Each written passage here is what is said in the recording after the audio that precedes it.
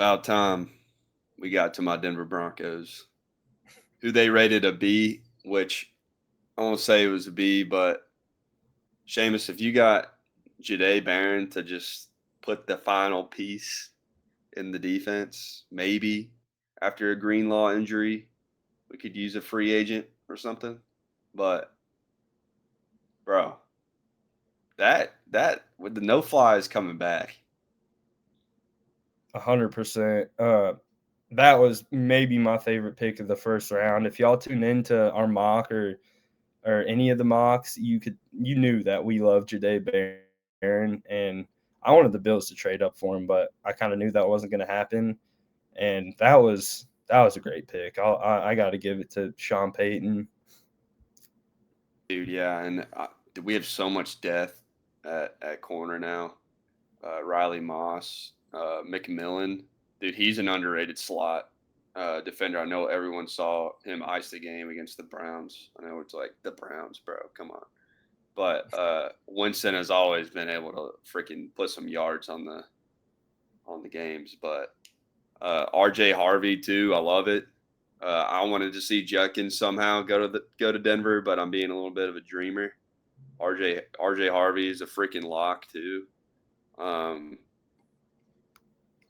I like how they Seamus, said Sean Payton gets his Alvin Kamara with that dude.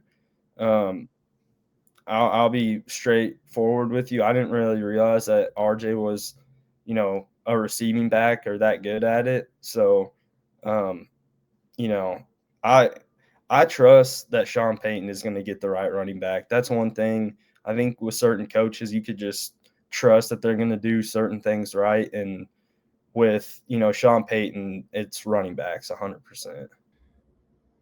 and Seamus, I know PFF doesn't have the grades for Jade Barron, but from what I could see and what people compare him to, it's Brian Branch, and I couldn't agree more. He has the versatility to play anywhere, and I think that's why Denver was fine with getting him because they don't know if they'll need him at out wide, And I saw Sean Payton say in a press conference, if we want to move Pat Sertan on there at number one, then we have the ability to put Jade Barron at a slot over here or out on the perimeter or at safety, literally anywhere they need him. And then they can just throw McMillan in and Riley Moss in to just fill like Riley Moss needs to stay at safety or at corner. But Yeah. McMillan can play slot pretty well and he can play on the perimeter out wide pretty well too, but probably better at slot. But the point is Sertan, if he has to guard CeeDee Lamb, which he will this year, he'll be in the slot with him, and Jade Barron could either be on the slot on the other side or on the perimeter out wide right next to him. So I love this pick. I feel like it just fills any sort of void we had in the secondary because he can play whatever, and they're going to coach him to do whatever. But that's all I have to say about him, Seamus. Yeah, a couple things that came to mind when you were just, making some good points there is that for one, that versatility is so huge, and especially in the secondary, really just, anywhere on the football field, but in the secondary is so huge because that means that he's a smart football player. First of all, you have to know so many different things, but also just having that versatility to be able to do things like you just said, like move Pat Sertan around is huge. But also, one thing that I really like about defensive players, especially in the secondary, and the Brian Branch comparison is Brian Branch is straight up a playmaker on the defense. And that's what I think you're getting from Jade Barron right here. And I think that's an underrated aspect of being a defensive player. Not every defensive player is a playmaker at all. And there's not really a ton of them in the league. But if you can get one of them, I think that's huge. And what I mean by that is he's all over the field. He can pick the ball off, he can tackle, he can do everything. So I can't say enough good things about Jade. And the fact that the Broncos did rip defense and corner just proves to me that they're not worried about building up, some great offense or, one side of the ball. They're really just trying to build the best team possible. Yeah, dude, highest rated corner in PFF. Um, Yeah. over 400 snaps. I mean, the Will Johnson, I was almost yelling at people when they were saying, Will Johnson. Well, I'm like, dude, Jahdae Barron is here. Like, Jahdae Barron is sitting right here. And I know I wasn't saying that necessarily for the Broncos, but because I was like, dude, they're going to freaking get Amarian Hampton or something for offense. Uh, Dude, they made the pick I wanted them to make, which is Yeah. why these first two. I don't is an A+ with these first two picks, but to get into RJ Harvey, me and Seamus glanced at this a little bit. I don't know how I feel about the run the I don't know how I feel about the run grades, but the pass grades are definitely not great. And unless they fix this, Seamus, I can just see another committee in Denver again. Yeah, 100%. That kind of feels like the way that Sean Payton kind of first of all likes to operate, unless you get a guy like Kamara. But even when Kamara was in New Orleans, having his kind of prime run, you had Mark Ingram there, helping split carries. So I think Sean Payton has always been a running back by committee sort of guy. But you know, like I said, if he's picking a running back in the first 2 rounds, which I'll keep going back to it, but Kamara was a third rounder, so this dude is clearly a really good scout and has a great understanding of running backs and what running back he wants. 100%. And With y'all's third round pick, they picked wide receiver Pat Bryant out of Illinois, and I got a little funny story about that. Shout out to Pat Bryant. He's a G, but um, I go to Nebraska, and me and my roommate were kind of right on the field. There's a little spot that you can stand right by the other team's sideline, and we were down there for like the whole game because it was a packed out game, and we wanted to be right down there. And Kyle was kind of started chirping back and forth with this dude from the start of the game, and he was just saying it was funny shit. Like he was just like talking good shit back and forth and all that, but like you could tell this dude was like he was with it. Like it was some like funny banter back and forth, and then every single time he would come back to the sideline, he would look for Kyle, and then there was one drive where he had dropped the ball or something, and Kyle was like, dude, come on, we need you to catch that or some shit like that. We need better mitts or something. And he did this. He's like, yeah, that's on me. He tapped his chest. And then the next drive, he went and scored a touchdown. And I was just like, damn, that dude's a dog. And then he came back onto the sideline and was looking for Kyle. And Kyle just went to the bathroom or something. And he was like, where's your boy at? And all that. And I just thought that was funny. But this dude, he seems like a gamer. Like once he gets in the game, he's going to be solid and all that kind of good stuff. But you got a big receiver right here, 6'3", 200 pounds. Um, what I did see from the sideline right there, I think it's a good kind of description from PFF. He's not like the most athletic wide receiver of all time, like it says, but I kind of noticed that he could go up and get the rock a little bit, and just a big body receiver out there. So having him and Cortland Sutton, I think will be an interesting pairing. yeah, dude, I think Sean Payton just likes the big guys that can run block.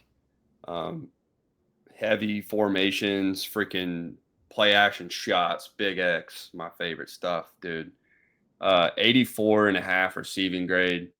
I saw something on, I think it was around 75, let's say it's 75 uh, targets. He dropped two or three balls, which, dude, the Broncos had a drop issue all throughout the regular season. I know it seemed like the Bengals game, we got Mims freaking snagging it in the end zone to keep us alive.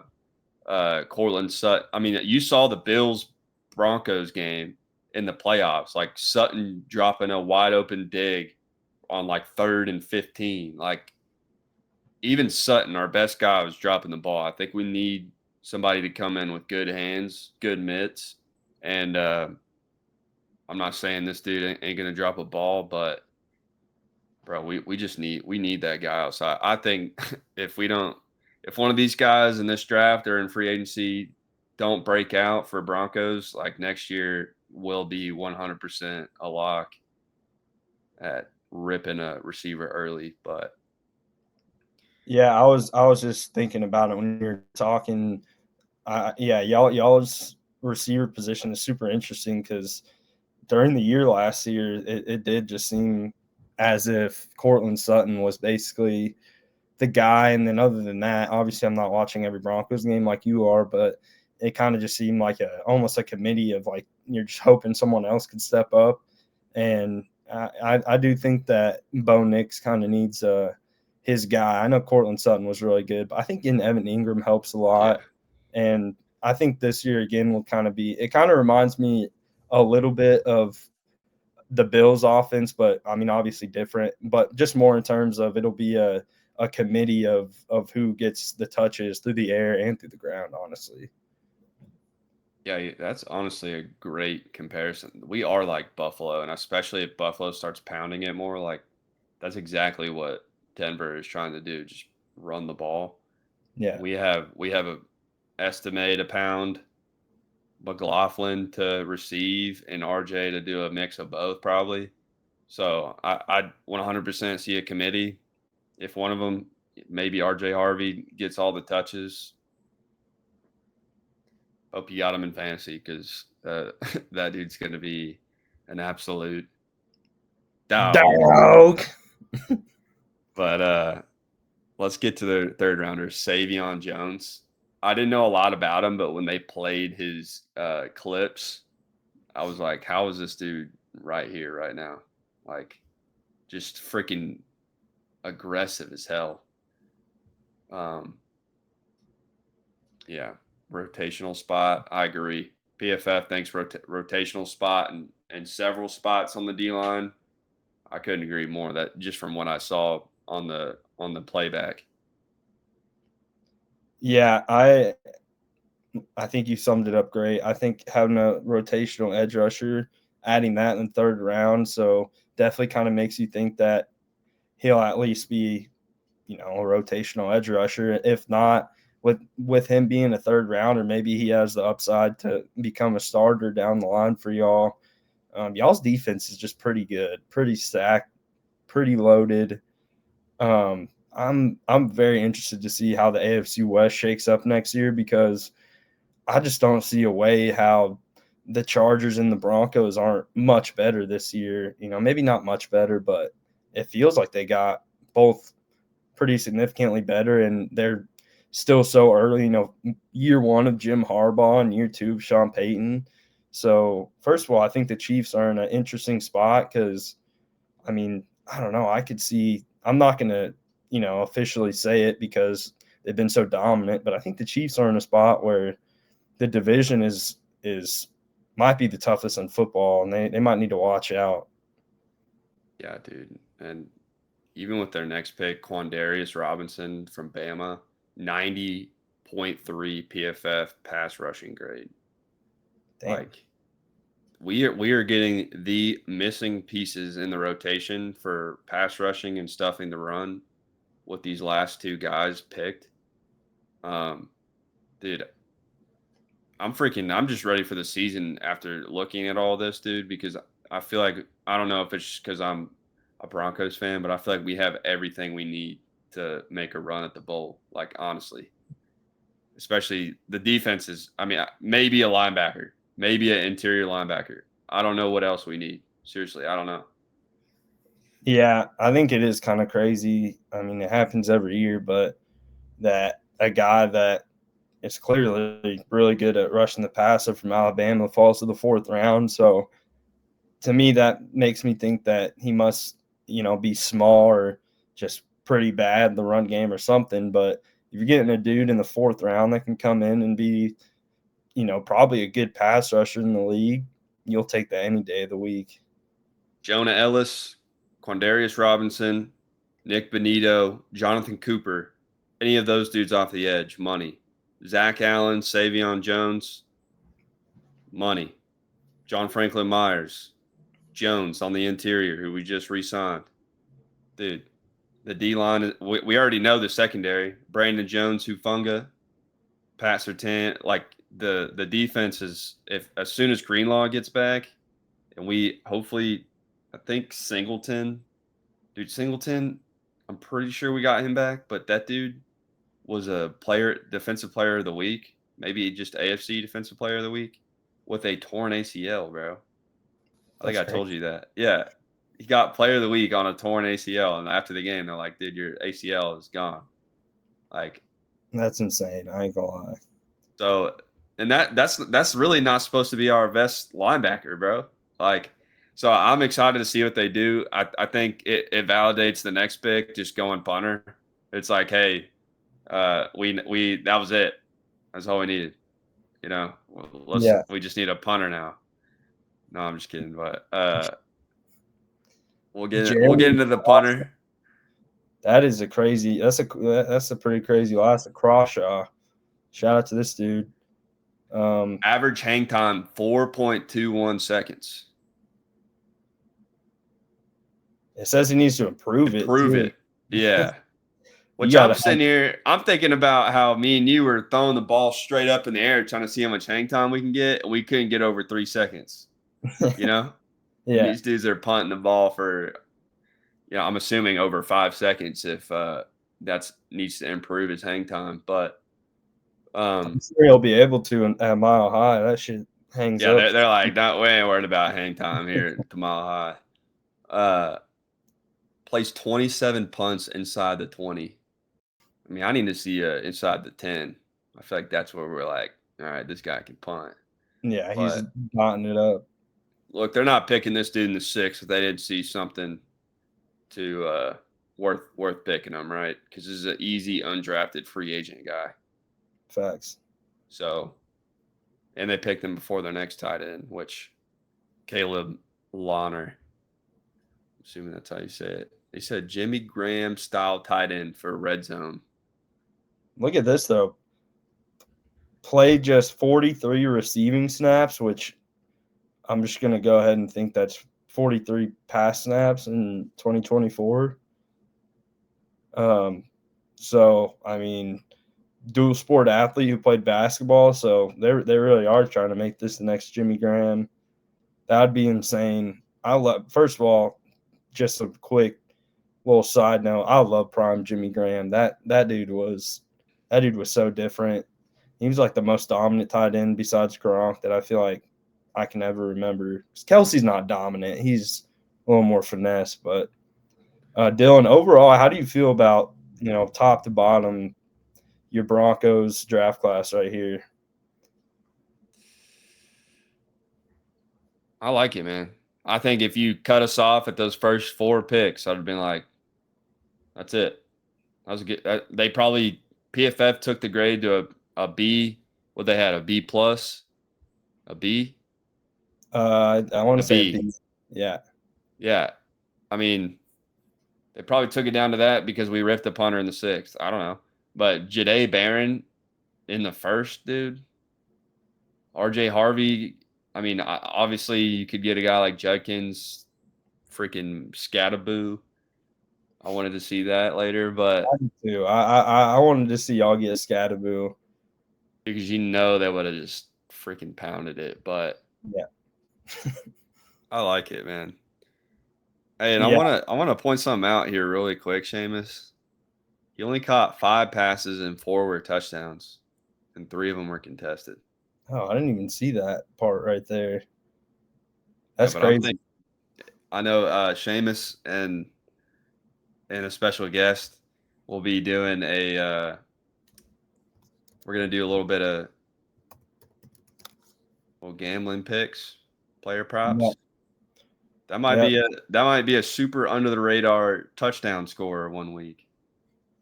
Yeah, and 100%. And I just looked it up. So first of all, he's from Dallas. So shout out to this dude. But he's 6'7". It doesn't say how much he weighs, Six but seven though. yeah, it says 6'7". So I want to say Jimmy Graham was 6'7". Obviously, I'm doing a lot of comparisons to Jimmy Graham and Kamara, who are two of the better players that we've seen like at their positions in a long time. So I'm not saying that RJ Harvey or especially Caleb Loner is going to be the next Jimmy Graham, but maybe it's Sean Payton. It's exciting to think about. Dude, I'm you know how I feel, man. But and they're probably PFF's bringing that grade down because they're like, dude, this guy plays basketball, not football. But we know how that type of thing plays out. But if you watched and you liked it, like it and subscribe. Broncos country. Let's ride. Try.